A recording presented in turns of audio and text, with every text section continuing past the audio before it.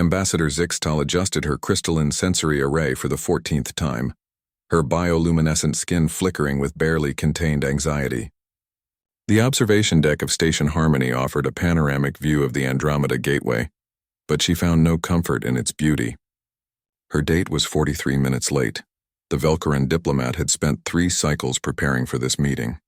Human courtship rituals were notoriously complex, and she had consulted no fewer than 17 xenoanthropology databases.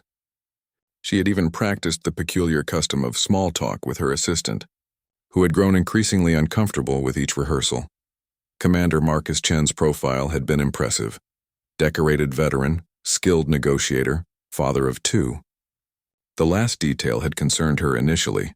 Velkoran culture viewed offspring as communal responsibilities, but the human concept of single parenthood intrigued her.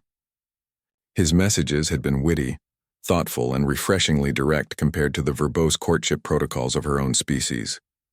But now, the table sat empty except for her. Zixtal's skin dimmed to a deep purple, the Velkoran equivalent of embarrassment. Around her, other patrons of the Neutral Zone restaurant pretended not to notice. A Thracian couple shared fermented nectar in one corner. A group of Centauri merchants conducted business over steaming plates of imported delicacies. And she sat alone, the fool who had believed a human's promises. "Excuse me, Ambassador." Zixtal's sensory array swiveled toward the voice. 2 small humans stood beside her table, identical in every visible aspect. They possessed the same dark hair, the same bright eyes, the same determined expressions that seemed too mature for their apparent age. "I am Ambassador Zixtal," she confirmed, her translator rendering her harmonic speech into standard. "Are you lost, young ones?" "No, ma'am," the first child said. "We're exactly where we need to be." The second child stepped forward, holding out a data pad. "Dad's sorry for being late. Really sorry. But he can't come right now." Zixtal's bioluminescence flickered through several confused colors. "Your father, Commander Chen, sent you in his place?" "Not exactly," the first twin said.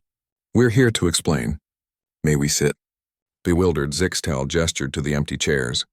The children climbed up with practiced ease, and she noticed they wore matching jumpsuits with Earth Fleet Academy insignias. The youth division. "I'm Sarah," the first twin announced. "I'm Sam," the second added. "And before you ask, yes, we're 11 years old, and no, Dad didn't know we were coming." Zixtal's sensory array tilted.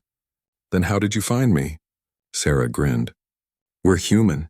We find ways." Sam pulled up a holographic display from the data pad. 3 hours ago, Dad got an emergency call. The Kronak delegation threatened to withdraw from the peace accords because someone insulted their clutch mother's singing. Dad's the only human diplomat they trust, so he had to go prevent an interstellar incident. "He tried to message you," Sarah continued, "but the Kronak situation required complete communication lockdown. Protocol." Zixtal processed this information. She had heard about the Kronak's notorious sensitivity regarding their musical traditions. "I understand diplomatic emergencies," she said slowly. "But why are you here?" The twins exchanged glances and Sam spoke. "Because Dad's been alone for 3 years. Since Mom died," Sarah's voice softened. "He doesn't talk about it much, but we know. We see how lonely he gets.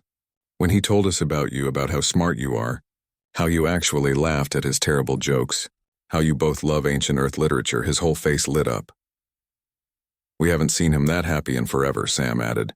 Zixtal's bioluminescence shifted to a warm amber. "Your father spoke of me to you?" "Constantly," both twins said in unison, then laughed. Sarah pulled out another device. "He made a backup plan, recorded this message in case his comm went down. He just didn't expect it to happen during your date." The hologram shimmered and Marcus Chen appeared, disheveled and apologetic. "Zixtal, if you're seeing this, something went catastrophically wrong. I'm so sorry. The universe has terrible timing. I understand if you want to forget about this, but I want you to know. Meeting you has been the highlight of my year. Maybe my decade. You make me laugh. You challenge me. You see the galaxy the way I wish everyone could see it, full of possibility instead of division." The hologram flickered. "I'm a package deal, though. Sarah and Sam are my world. They're brilliant, stubborn, and have absolutely inherited their mother's ability to make me second-guess every decision. If that's too much, I understand. But if you're willing to give this another chance, I promise I'll make it worth your while." The message ended. Zixtal sat in silence, her sensory array processing not just the words but the raw emotion behind them. Humans were so transparent with their feelings, so vulnerably sincere. It was terrifying and beautiful. He didn't send you, she said finally. You came on your own. We used his authorization codes, Sam admitted sheepishly. We might be grounded for a month.